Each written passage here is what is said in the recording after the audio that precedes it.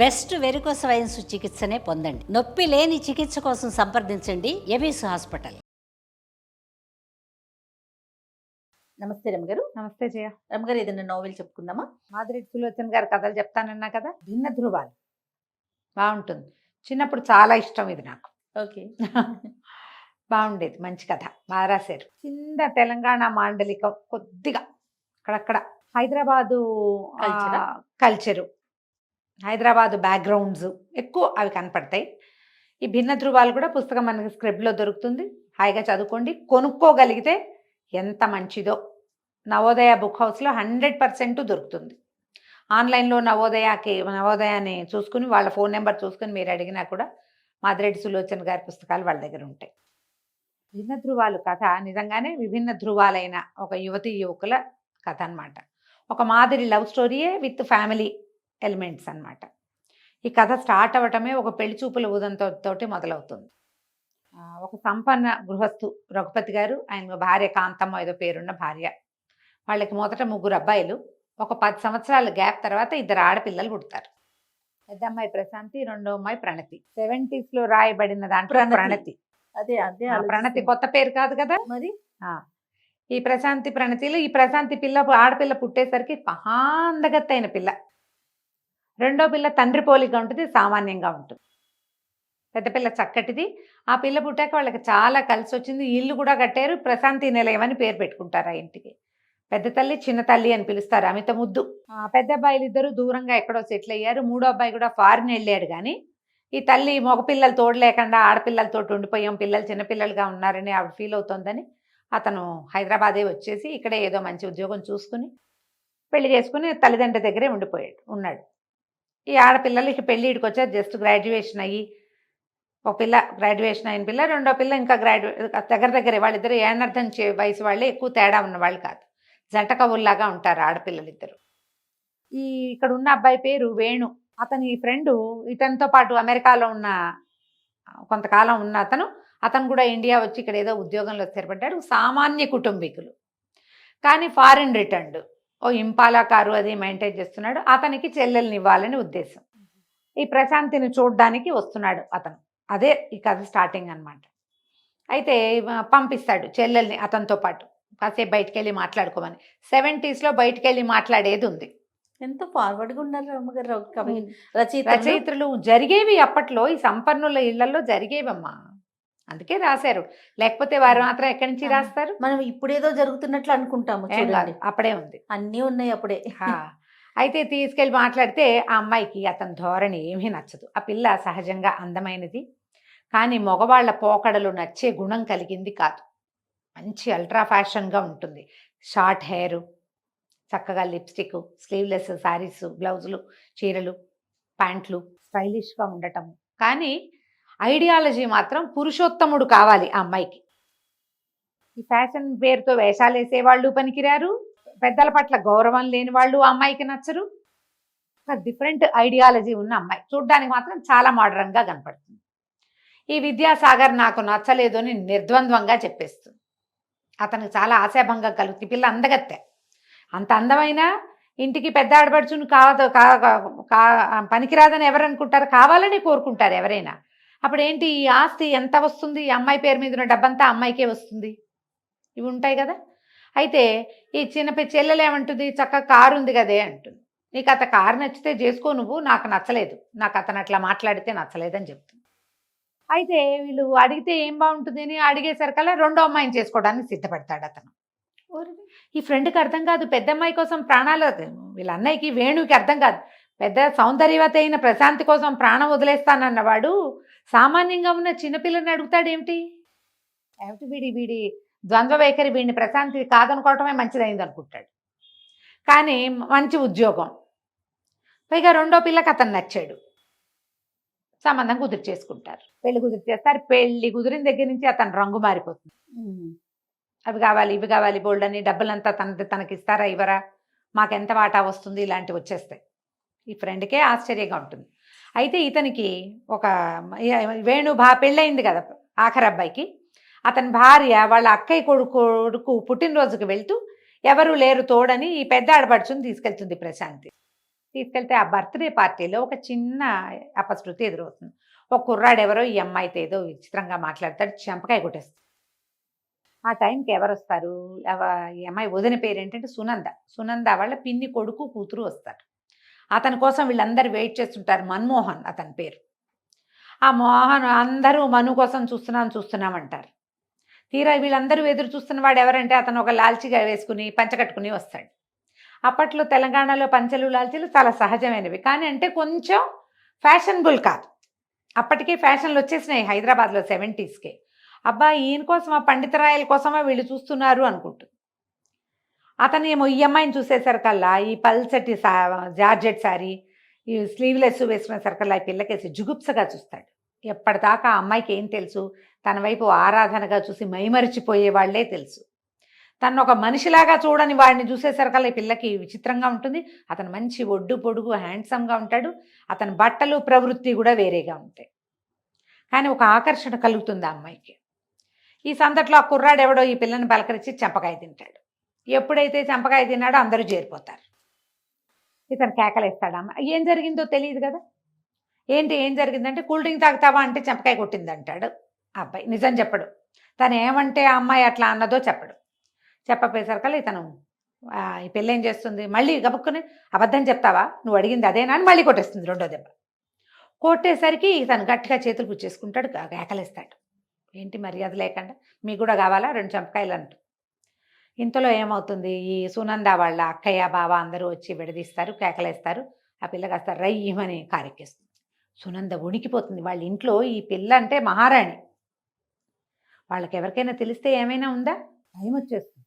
కానీ ఆ పిల్ల ఏం చెప్పదు. ఆ ప్రశాంతి వాళ్ళకి ఇంట్లో చెప్పకుండా ఊరుకుంటుంది. మర్నాడు అతను వచ్చి ఈ విషయం ఈ కుర్రాన్ని కనుక్కుని ఏం జరిగిందో వచ్చి వీళ్ళ ఇంటికి వచ్చి సారీ చెప్తాడు. నా వల్ల పొరపాటైంది, వాడు అంత దౌర్భాగ్యుడని నేను అనుకోలేదు. సునంద కూడా పోట్లాడుతుంది వాళ్ళ అన్నయ్యతోటి, వాళ్ళ పిన్ని కొడుకుతో. నన్ను కాపురం చేసుకొని ఇవ్వవా, ఈ పిల్ల అంటే పంచప్రాణాలరా, ఏదో చెప్పకుండా ఆగింది కాబట్టి, లేకపోతే మా మామగారు ఆకాశాన్ని భూమికి దింపేవారు అంటే అతనే వచ్చి సారీ చెప్తాడు. అతనితో కొంచెం ఫ్రెండ్షిప్ కుదురుతుంది. కానీ ఈ ప్రణతి చెల్లెలు గమనిస్తుంది, వీళ్ళిద్దరి మధ్య ఏదో ఒక ఆకర్షణ ఏర్పడింది అని తెలుస్తుంది. పెద్దగా నడవదు. ఈ లోపల ఆ అమ్మాయి ఏమో ఆ పెళ్లి సంబంధం కుదుర్చుకుంటుంది ఆ విద్యాసాగర్తో. ఇక పెళ్ళి అయ్యాక అతను ఈ అమ్మాయిని వేటాడడం మొదలు పెడతాడు. మరిది వీళ్ళు ఏమంటారు, అమ్మా నాన్న చెల్లెలకి పెళ్లి కుదిరిపోయింది కదా, నువ్వు కూడా ఏదైనా సంబంధానికి ఒప్పుకోమంటే వీళ్ళకి ఒక కజిన్ మావయ్య ఉంటాడు. ఆ కజిన్ మావయ్యని చేసుకోమంటారు. ఈ పిల్ల ఆ కజిన్ మావయ్యకి కూడా పడదు. ఈ రోజుల్లో ఏముందమ్మా, చెల్లాయికి దానికి నచ్చింది కదా దానికి చేసేయండి, నేను ఎంఎస్సీ పూర్తి చేసుకుంటే అప్పుడు నాకు చేదురు కానీ అని చెల్లెలు పెళ్లి లాగించేస్తుంది. ఆ పెళ్లిలో సెంటర్ ఆఫ్ అట్రాక్షన్ ఈ పిల్లే, పెద్దమ్మాయే. అయినా సరే పెళ్ళి అయిపోయింది. ఈ పెళ్ళి అయిన తర్వాత అతను ఏం చెప్తాడు, నేను చూడడం కోసమే మీ చెల్లెని చేసుకున్నానని చెప్తాడు. చెప్పేసరికి సాచి కొడుతుంది. ఇక అతను మర్చిపోడు దాన్ని. భార్యని ఇంటికి తీసుకెళ్ళాక ఈ వదిన గారి మీద అవాకులు చెవాకులు చెప్పేస్తాడు పెళ్ళానికి. భార్యని బాగా ముద్దుగా చూస్తాడు. మా ఆయన అబద్ధం ఎందుకు చెప్తాడు అనుకుంటుంది. ఇంటికి తీసుకొచ్చి అమ్మకి చెప్తుంది, ఎవరినో ప్రేమించింది, మా ఆయనే స్వయంగా చూశాడు, బతిమలాడింది నన్ను పెళ్లి చేసుకోమంటే మా ఆయన చేసుకోనని, మా ఆయన అక్కని రిజెక్ట్ చేసి మన కుటుంబం మీద గౌరవంతో నన్ను చేసుకున్నాడని చెప్తుంది. ఇది తిడుతుంది చెల్లెల్ని ప్రశాంతి. ఏం వాగుతున్నావు నువ్వు, మీ ఆయన ఒట్టి దౌర్భాగ్యుడు, నీ మొగుడు కాకపోతే చంపేసేదాన్ని, చెంపపగలు కొట్టినా మీ వాడికి బుద్ధి రాలేదు అనేసరిగా మా ఆయన ఎంత మాట అంటుందో చూడు, నా భర్తని ఎంత మాట అంటుందంటే తల్లి తిరుక్కునేస్తుంది. అల్లుడిని అట్లా అంటావా, మన ఇంటి అల్లుడు కదా అని కూతుర్ని ఎప్పుడు ఒక మాట కూడా అనరు కానీ చెంపకాయ కొట్టేస్తుంది కూతురు. ఇక అప్పటి నుంచి కుటుంబం అంతా వేటాడేస్తారు పెద్దమ్మాయిని. అల్లుడి మాట నమ్ముతారు. ఈ అమ్మాయికి చెడు తిరుగుళ్ళు ఉన్నాయని అప్పటిదాకా ఇది నిప్పు పొగరబోతుంది, ఎవ్వరికీ లొంగని పిల్ల ఎవరినో ప్రేమించి మోసపోయింది, అది అల్లుడికి తెలుసు. మన మీద మర్యాదతో మనకి చెప్పాడు, మన మీద మర్యాదతోటే చిన్నపిల్లని పెళ్లి చేసుకున్నాడు, స్నేహం కాదనకుండా. ఈ సినిమాతోటి ఈ పెద్దమ్మాయిని బయటికి వెళ్ళనివ్వరు, డ్రైవర్కి అన్నీ అప్పచెప్తారు, అది ఎక్కడికి వెళ్ళిందో వీళ్ళకి చెప్పాలి. అదేదో చెడు తిరుగుళ్ళకి పడుతోంది అనుకుంటారు. నిజంగానే ఆ పిల్ల నిప్పు. అన్నయ్యకి వదినకి దీన్ని నమ్మాలని ఉండదు, నమ్మాల్సి వస్తుంది. తల్లి అయితే చిన్న కూతురునే నమ్ముతుంది, తండ్రికి కాదు ఈ పిల్ల అట్లాంటిది కాదనిపిస్తూ ఉంటుంది. వాళ్ళకి తెలుసు కదా పొగరబోతు పిల్ల, మాట అంటే ఊరుకోదు, ఫ్యాషనబుల్గా ఉంటుంది. కానీ అమ్మాయి పద్ధతి మార్చేసుకుంటుంది. కాటన్ చీరలు కట్టుకోవటము, సింపుల్గా జుట్టు ముడేసుకోవటము, మెల్లిగా మార్పు వచ్చేస్తుంది. ఈ అమ్మాయిలో మార్పు వచ్చింది, అది మెతక వైఖరిని అవలంబిస్తోందని తెలుస్తుంది. కానీ తమకి తెలిసిపోయిందని మెతకబడింది అనుకుంటారు. అంతేగాని ఈ రెండో కుర్రాడు ఎవరైతే కనపడ్డాడో అతని ప్రేమలో ఈ అమ్మాయి పడిందేమో అని అనిపించదు. ఈ యూనివర్సిటీలో అతన్ని అప్పుడప్పుడు కలుసుకుంటుంది. అతన్ని కలిసినప్పుడల్లా కూడా వీళ్ళ ఇంట్లో ఏదో రగడవుతుంది. అతని మీద ఏముండదు, వాడెవడో మగవాడు అనుకుంటారు. చూసి ఇంకో సంబంధం కుదురుస్తారు. ఆ సంబంధం మాట్లాడేసరికల్లా ఆ సంబంధం పెళ్లి కొడుకుని ఈ విద్యాసాగర్ బయటికి తీసుకెళ్లి ఈ అమ్మాయి ప్రవర్తన మంచిది కాదని వాడికి కూడా చెప్తాడు. వాడు పెళ్లి మానుకుంటాడు. ఏం చేయాలో తెలీదు, పరువు పోయేలాగా ఉంది. చిన్నపిల్ల పెళ్లి అయిపోయింది, 3 నెలలు 6 నెలలు అయినా దీనికి సంబంధం కుదరదు. సరే, పాత సారథి ఉన్నాడు కదా వాళ్ళ కజిన్ మామయ్య, అతనికి పిల్లనిస్తామని పిలుస్తారు. మీ ఇష్టం అంటుంది విసిగిపోయి వీళ్ళతోటి. ఎందుకంటే అమ్మా నాన్న దగ్గరికి తీయటం మానేశారు. అన్నయ్య చీతరించుకుంటాడు, చెల్లెలు మాట్లాడమనేసి అక్కా చెల్లి ఎంత పావురాల జంటలా ఉండేవాళ్ళు, ఒక ప్రాణంగా ఉండేవాళ్ళు. అలాంటిది అది కూడా పోయింది. ఇలా చాలా ఇంత మొహం చేసుకుని తిరుగుతుంది. ఈ యూనివర్సిటీలో కనపడుతుంటాడు మన్మోహన్, అతనితో మెల్లిగా స్నేహం అవుతుంది. వీళ్ళిద్దరికీ విడదీయరాని స్నేహం కలుస్తుంది. ఈ అమ్మాయి పరమ నిప్పు, చాలా ఖచ్చితమైంది. దీనికి ప్రత్యేకమైన అభిప్రాయాలు ఉన్నాయి జీవితం పట్ల. అవన్నీ ఆ అబ్బాయికి అర్థమవుతాయి బయటవాడికి. ఈ పుట్టినప్పటి నుంచి ఎత్తుకు పెంచిన వాళ్ళు ఒక్కళ్ళు కూడా ఆ పిల్లని నమ్మరు. బయట నుంచి వచ్చిన వార్తలు వినే ఆడపిల్లల్ని అవమానిస్తారు. కుటుంబాల్లో జరుగుతుంది ఇది. ఎవడైనా బయటవాడు చెప్పాడంటే ఇక పిల్లల్ని బతకనీరు. అవును. వాడు ఎందుకు చెప్తాడు అనుకుంటారు. అంతేగాని వాడు ఏ ఉద్దేశంతో చెప్పాడో వీళ్ళకి అర్థం కాదు. ఈ ప్రణతిని ఇచ్చారు కదా, పెళ్లి చేస్తారు. పెళ్లి చేస్తే ఈ పెళ్ళైన కొద్ది రోజులకే వాడు కారం వేస్తాడు మొగుడు. ఏ కారు చూసి మొగుడితో సరదాగా తిరుగుదాం అనుకుంటుందో కారు ఉండదు. ఈ అమ్మాయి ఎక్కువ వండితే ఇంతెందుకు వండావంటాడు. పరమ పిసినారి, ఏమీ వండనివాడు, ఆకుకూరలు వండుకోవాలంటాడు. మనం ఇల్లు కట్టుకోవాలి కాబట్టి గ్రాండ్గా లివింగ్ పనికిరాదంటాడు. ఇక్కడ పనికిరాదన్నవన్నీ అత్తవారింట్లో సుష్టుగా తింటాడు. ఎంతసేపు వాళ్ళ ఇంటికి వెళ్తాడు, ఈ వదిన గారిని ఏదో ఒకటి అంటాడు నలుగురు ముందు. ఆ అమ్మాయిది ఇప్పుడు వదిన గారి మీద చెణుకులు సరదా మాటలు మాట్లాడితే మిగిలిన వాళ్ళు నవ్వుతారు, ఈ పిల్ల చర్రమంటుంది. దాంతో దీనికి కేకలేస్తారు. జీవితం మిజరబుల్ అయిపోతుంది ఆ అమ్మాయికి పాపం. కానీ ఇతనితో మన్మోహన్తో స్నేహం మాత్రం కలుస్తుంది. అతని క్యారెక్టర్ కూడా బాగా ఎలివేట్ చేస్తారు. ఈ సారథిని పిలుస్తారు, సారథితో పెళ్లి సంబంధం కుదురుస్తారు. కుదిర్చిన తర్వాత ఏమవుతుంది, ఈ పెళ్లి సంబంధం మరి ఒప్పుకుంది. మరి ఇంకేం చేస్తుంది, ఈ మన్మోహన్ని కూడా అతనికి చెప్పదు, నేను అంటే నాకు ఇష్టమని చెప్పదు. ప్రీతి కలిగి ఉంటుంది అంతే. అతను కూడా బయటపడ్డు. ఎప్పుడైతే ఈ సారథితో పెళ్లి సంబంధం అనగానే మీ ఇష్టం, మీరు ఏది కావాలంటే అదే, మీరు ఎవరిని తెచ్చినా చేసుకుంటారు, నా పెళ్ళి అవ్వటమే కదా, మీ పరువు పోకుండా ఉండాలి, మీ ఇష్టం అంట. సంబంధం కుదిరిపోతుంది. అతను వచ్చి సరదాగా ఏదో మాట్లాడిపోతాడు. వాళ్ళు చేసుకోమంటున్నారు, చేసుకుంటున్నాను మావయ్య అంతేనని చెప్తాడు. ఈ విద్యాసాగర్ ఏం చేస్తాడు, సారథిని మన ఇంటికి రండి భోజనానికి అని పిలుస్తాడు. ప్రణతికి తెలీదు తన భర్త ఇంటెన్షన్ పాపం. వాళ్ళిద్దరు అందరి భోజనాలు అయ్యాక ఆ అమ్మాయికి అప్పుడే నెల తప్పు ఉంటుంది. భర్తకి చెప్దామనుకుంటే మామయ్య వచ్చేసాడు. తర్వాత చెప్దామనుకుంటుంది. వాళ్ళిద్దరు కబుర్లు చెప్పుకుంటారు, నువ్వు పోయి పడుకోమంటారు. ఈ పడుకున్న పిల్లకి వామిటింగ్ సెన్సేషన్గా ఉండి నిద్ర పట్టక బయటకు వస్తుంది. బయటకు వచ్చేసరికల్లా ఆ సారథికి ఇతను ఈ అమ్మాయి మంచిది కాదని విద్యాసాగర్ చెప్పేది, ఈ అమ్మాయి ప్రణతి భర్త చెప్తాడు, మా వదిన గారి క్యారెక్టర్ మంచిది కాదు, అందుకే మీకు అంటగడుతున్నారు అనేసరికల్లా లోపల నుంచి బయటకు వస్తుంది. మీకు గుర్తుందా, పెళ్లి కుదిరింది, మీరు ఇట్లా మాట్లాడతారా, ఇది ఎంత తప్పు అంటే, ఇంతకుముందు సంబంధం కూడా మీరే చెడగొట్టారా, ఎందుకు ఇట్లా చేస్తున్నారంటే అప్పుడు అతను బయటపడిపోతాడు. మీ అక్క నన్ను చెంపకాయ కొట్టింది, పగ తీర్చుకుంటున్నాను. చెంపకాయ ఎందుకు కొట్టిందండి, అది మిమ్మల్ని ఎందుకు కొడుతుంది మా అక్కయ్య మిమ్మల్ని అంటే, నేను ఇప్పుడు ఆ అమ్మాయి మీద మనసు పెట్టుకుని నిన్ను చేసుకున్నాను అని బయటపడతాడు. పడేసరికల్లా పిచ్చిగా ఏడుస్తుంది. ఒక్క ప్రాణంగా ఉన్నావు అక్కా చెల్లి, మమ్మల్ని చెడగొట్టావు నువ్వు, దాన్ని బతకనివ్వకుండా చేసావు, ఎక్కడ పంచప్రాణాలుగా పెంచిన వాళ్ళు అసలు దాని శత్రువులు అయిపోయారు, ఎంత మిజరబుల్ చేసావు, నీ ఆశపోత్తనం వల్ల కాదా ఇదంతా జరిగింది, ఓ పిల్లని అడిగావు, అది ఒప్పుకోలేదు, వదిలేయాలి. ఇక పిచ్చిదానిలాగా ఏడుస్తుంది. తనకి భయం వేస్తుంది. ఆ అమ్మాయి వల్ల ఇతనికి చక్కటి ఇల్లు వాకిలి ఏర్పడ్డాయి.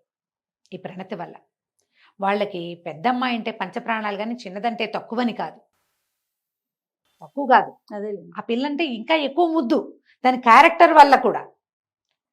సరే ఏం చేయాలో తెలియదు, విడివిడిగా పడుకుంటారు భార్యాభర్త. అది ఏడుస్తూనే ఉంటుంది. ఈ లోపల ఏమవుతుంది, అక్కడ సారథి వెళ్ళి నేను ఈ పిల్లని పెళ్లి చేసుకోనని చెప్పేస్తాడు. ఈ అమ్మాయి ఏం చేస్తుంది, సరే ఈ తల్లేమో ఎంతసేపు తిట్టిపోస్తూ ఉంటుంది. సునందకు ఒక్కదానికి ఈ అమ్మాయి మీద నమ్మకం.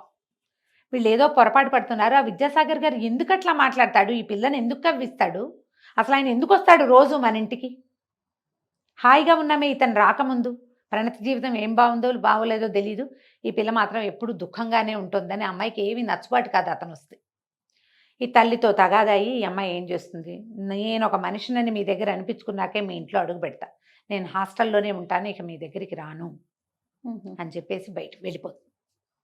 ఆ ఇంట్లో నుంచి బయటికి వెళ్ళిపోతుంది. వీళ్ళు ఏం చేయాలో తెలియక తలబట్టుకున్న సమయంలో ఈ ప్రణతి జుట్టు రేగిపోయి చీరంతా నెలిగిపోయి ఏడుపు చారికలతో ఉన్న పిల్ల తూలుకుంటూ లోపలికి వస్తుంది. వీళ్ళు నిర్ఘాంతపోతారు. ఇటా వచ్చావు, ఎందుకే, ఏమైంది అంటే వెర్రెత్తినట్టు ఏడుస్తుంది. అక్కేది ఏమైంది, దాని జీవితాన్ని ఇలా చేసేసాం మనం, మా ఆయన దుర్మార్గుడు, తనే ఇట్లా చెప్పాడు, అసలు ఒక్క మాట నిజం లేదు అందులో, నేను ఈ భర్త ప్రేమలో మునిగి నేను దాన్ని ఇలా అన్యాయం చేసేసాను, మీరంతా నమ్మి దాని జీవితాన్ని ఇట్లా నరకప్రాయం చేశారని విపరీతంగా ఏడుస్తుంది. ఏడ్చే వీరికి ఏం చేయాలి, ఈ పిల్లని పట్టుకోవాలి, ఏం కళ్ళు తిరిగి పడిపోతుంది, తిండి కూడా లేదు, పైగా ఈ అప్పుడే కన్సీవ్ అయి ఉంది కదా, దానికి ఏం సత్తా ఉంటుంది, ఈ దుఃఖం తన వల్ల అక్కయ్య జీవితం మిజరబుల్ అయిపోయింది అనిపిస్తోంది కదా, తందే తప్పు, తను వెళ్ళి మన ఆయన చెప్పాడు అని చెప్పకుండా ఉన్నా సరిపోయేది, చెప్పిస్తాడు మీ అమ్మ వాళ్ళకి చెప్పు అని. ఏం చేయాలి, వీళ్ళు మళ్ళీ అక్కడికి పరిగెడతారు, ఏం చేసినా వాళ్ళ నాన్న అమ్మ దగ్గరికి రానంటుంది ఆ పిల్ల. ఆ మన్మోహనే అమ్మాయిని ఆదుకుంటాడు. ఈ తీరా ఇది అంతకుముందు 1-2 సార్లు వీళ్ళు కొన్ని సంఘటనల్లో చిన్నగా క్లోజ్ అవుతారు. ఇక నాకేమి దిక్కు లేదు, నీ మీదే ప్రాణాలు పెట్టుకుని ఉన్నానని చెప్పేస్తుంది అతను.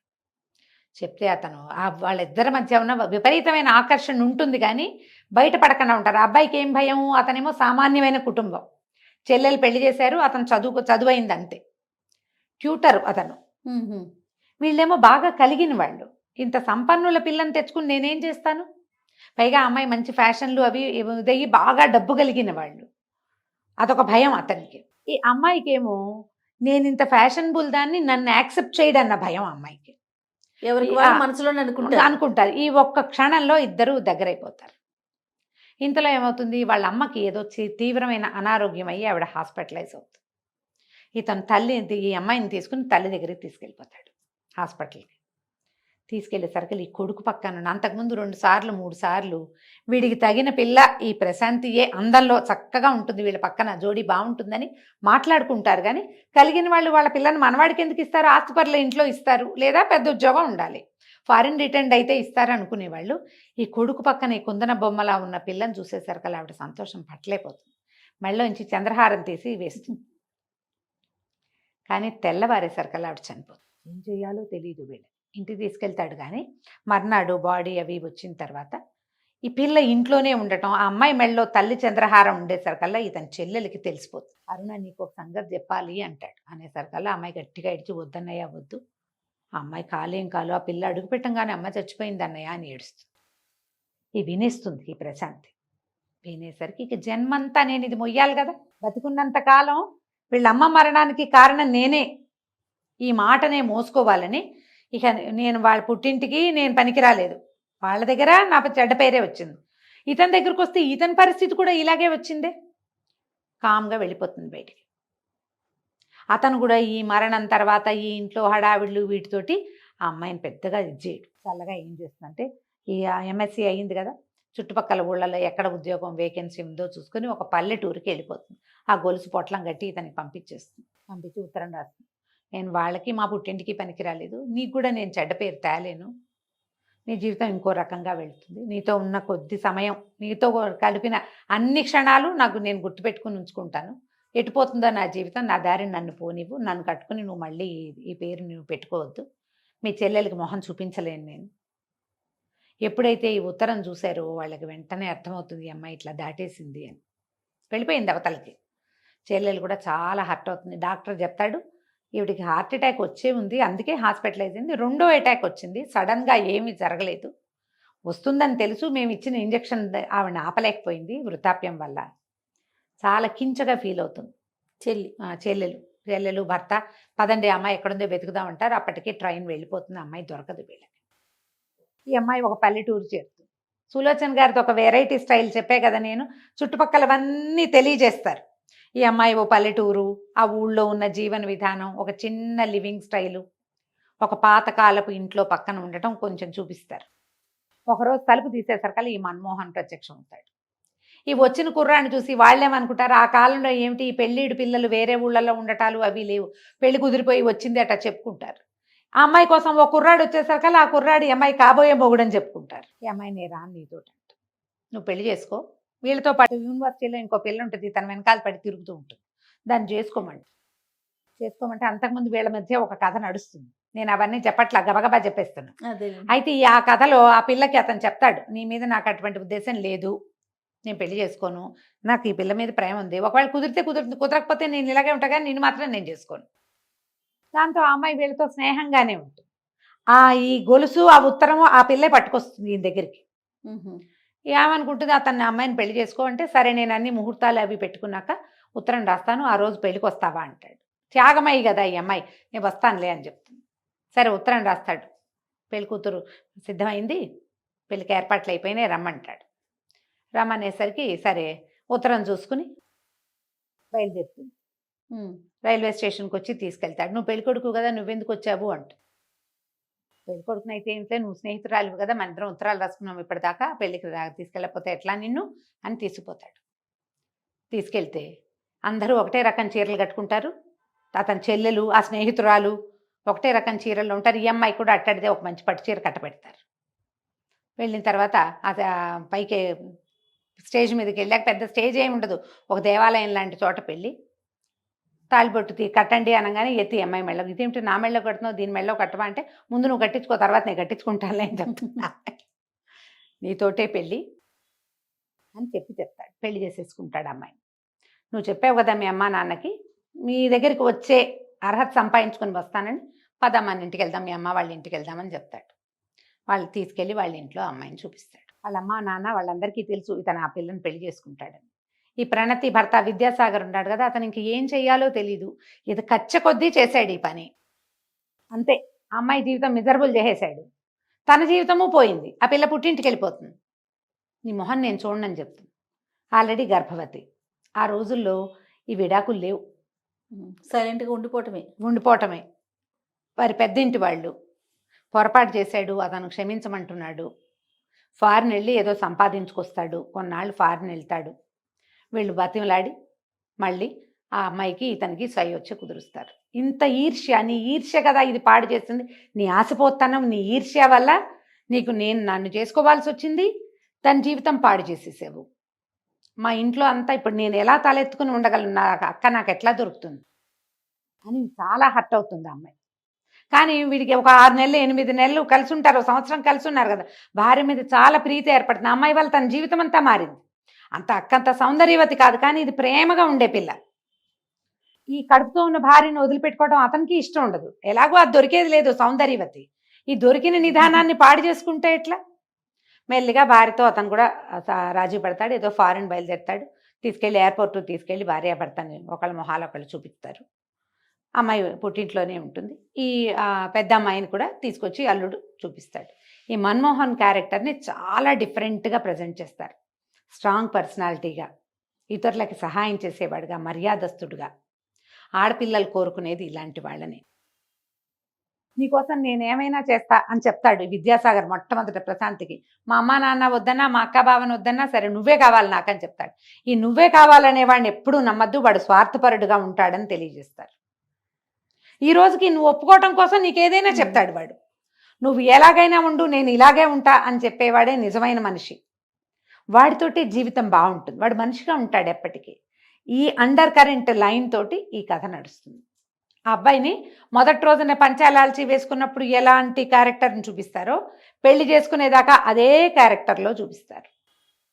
చక్కగా రాస్తారు. కథ ఎంత బాగుంటుందో. మధ్యలో మనకి విద్యాసాగర్ మీద ఒళ్ళు మంటగా ఉంటుంది, ప్రశాంత్ మీద జాలేస్తుంది, వాళ్ళ అమ్మా నాన్న ఇదేమిటి వీళ్ళు ఇలా ఉన్నారు అనిపిస్తూ ఉంటుంది. కానీ కథ అయితే చక్కగా నడుస్తుంది. దొరికితే చదవండి, లేదా ఇది విని సంతోషించండి. చాలా చాలా బాగుందండి. నమస్తే.